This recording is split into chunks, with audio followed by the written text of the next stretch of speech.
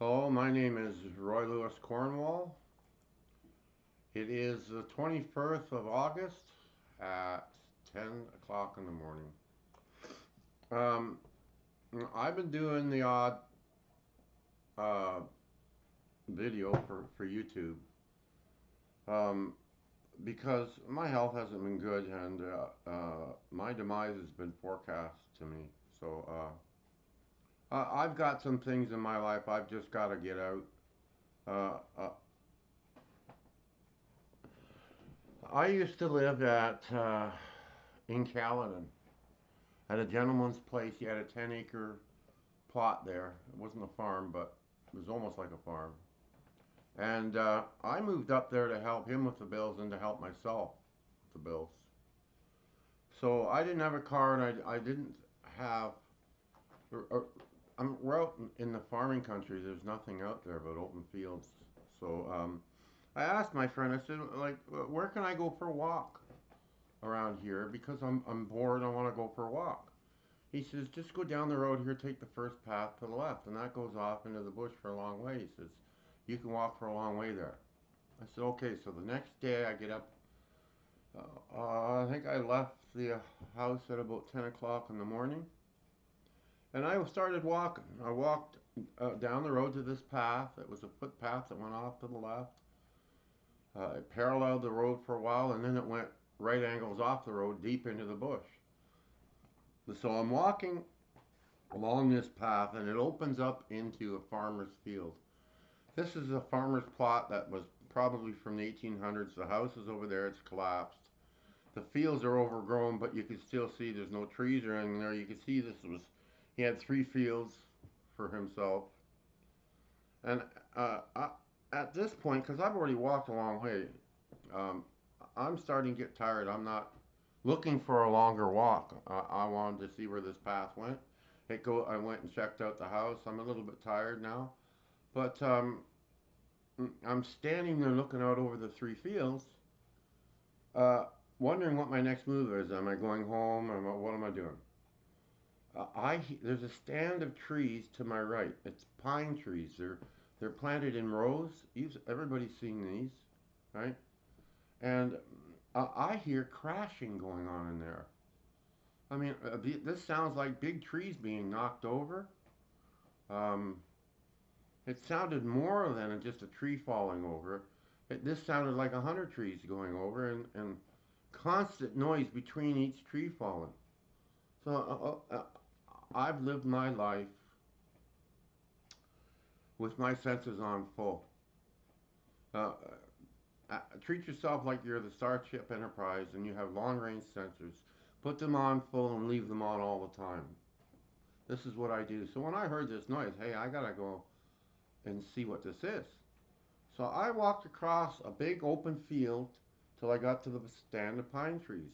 And as I got closer, this noise started getting really loud. It sounds like there's a bulldozer in there knocking trees over.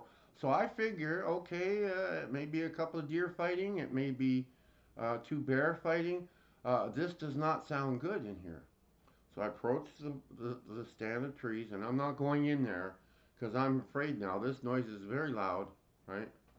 So I'm on the outside of the stand, and I start walking up each row, and I'm looking down the center of each row as I walk up left and right from one end of the stand to the other. And I didn't see anything, but I'm still hearing this noise. I'm saying, what is going on? So I pulled myself to the center of the trees, and I started scanning left and right. And I noticed the noise was coming from my right. So I didn't move off this row I was on. I just looked over to the right. And where I thought the sound was coming from, and I didn't see anything on the ground. There was nothing on the ground making this noise. So I'm really puzzled at this time, but I'm not going to move. I'm going to stay right here. As I'm watching this spot in the bush where I thought the sound was coming from, and I was correct, the sound was coming from there. But what it was big tree limbs, like this size here, falling uh, through the trees, crash, crash, crash, hit the ground, bam. And there was a lot of these. So I look up to see what's going on with these things. And I look up just in time to see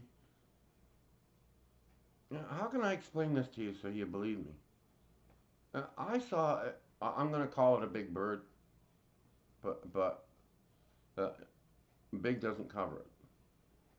This thing was flying from my far right to my far left. He was trying to get on a broken off piece of pine tree that was about, I don't know, 15 feet up. It was broken off, right?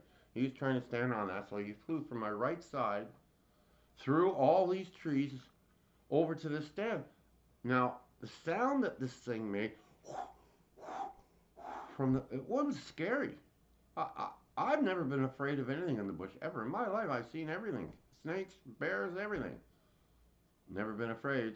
This thing scared me. It was absolutely huge. Now, when it flew from my right side to the left side, I couldn't really tell how big it was. I knew it was big, like a 747. I remember saying this thing when it flew was so big.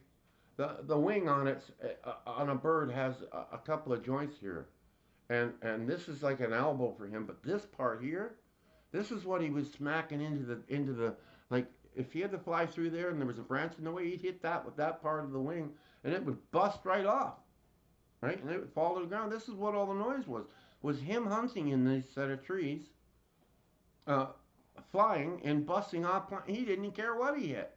He was so big he didn't care. So this thing flew from my far right over to the left, and he swooped up and he tried to land on this thing with his claws were so big he could only get one claw on the top of this thing at a time. So he didn't stay there very long, but I didn't know he wasn't going to stay there very long. I got scared and I squatted down. I said to myself, if this thing's as big as I am. I said, if this thing sees me and he wants me, what am I going to do? If I run across the field, he's going to get me.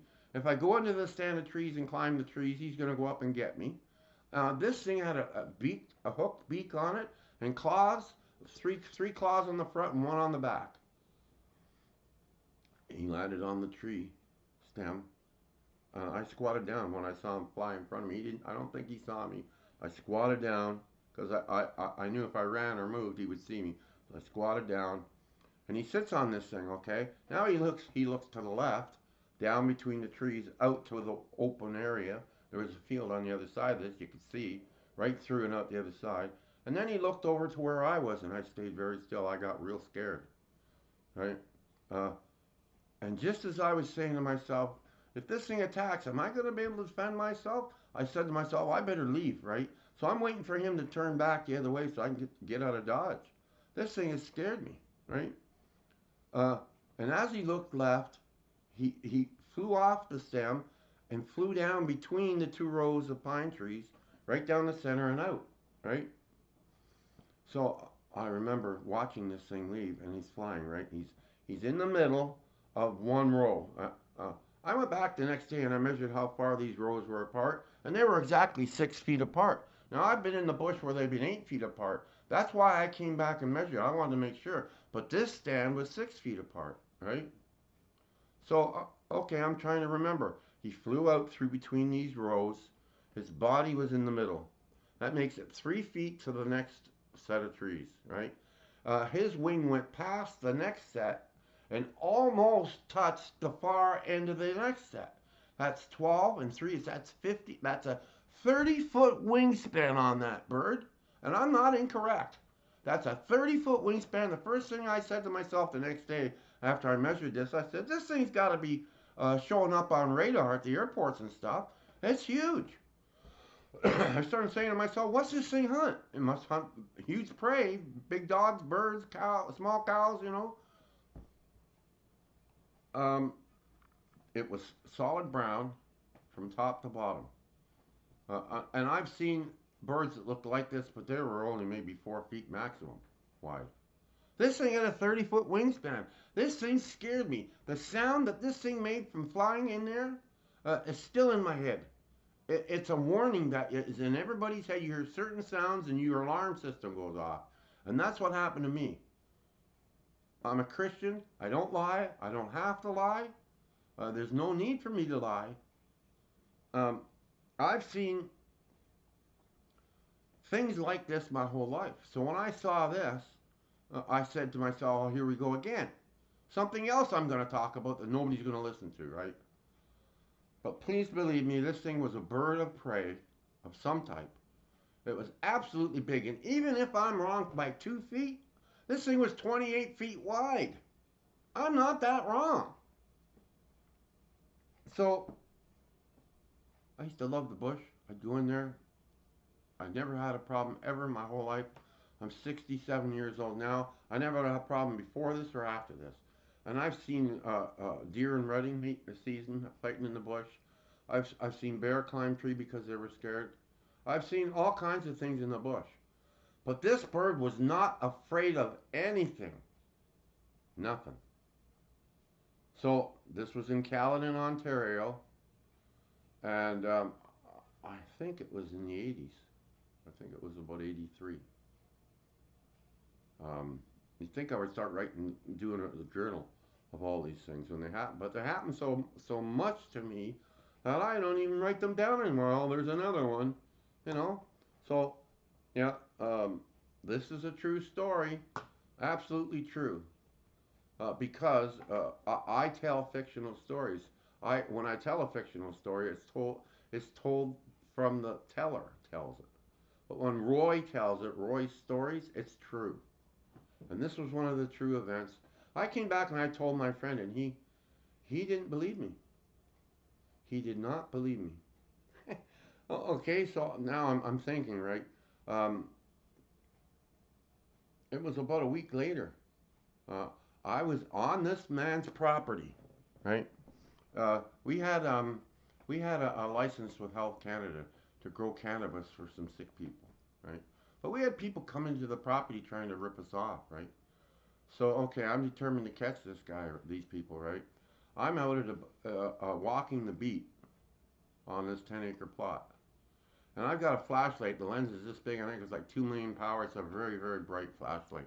I got this thing over my shoulder, and it's dusk. It's right in the middle between daytime and nighttime. It's dusk, and I'm walking down the driveway up to the house, and I notice as I'm looking down to the ground that I see my shadow moving from left to right, and it's going, like how is this, the sun has to move for the shadow to move, right? So I look up over my right shoulder, and I see an object that was twice the size of a bungalow. It flew over my head twice the height of a tree. The tree is that high, and that much again. This thing flew over my head from a northwest trajectory to a southeast trajectory over Caledon. Um, as it went over, it went, and it didn't go over me lickety split. It went over me at the speed of a helicopter would go across the sky. That's pretty slow, right? Now, when I looked at this thing, it looked like it had appendages sticking out, like pieces of steel sticking out of it all over, right? This thing flew over my head and went down towards the United States and went over the trees so I couldn't see it anymore. And I stopped. I said, I wonder how big something has to be before it causes a lot of damage on this planet. And I said, I guess we're going to find out because this thing's going to hit, right? So I stand still and I'm listening. I said, it doesn't matter where this thing hits, I'm going to hear it. It's huge. It's going to be like a nuclear bomb going off, right? So I stand there and I'm waiting, listening. Nothing. This is the true timeline of it. I wanted to take a step and say, oh, I've just missed. No, I said I'd give it another 15, 20 seconds. Nothing. I said, well, maybe it went so far over that I'm not going to hear it. And I just about took my first step to try to walk away. And I hear out of the ground, coming out of my feet, boom, boom, boom, like that. So this thing hit the ground. It hit the ground probably in Ontario. Or if it hit in the stateside, I don't think I'd hear that ground. This thing hit in Ontario.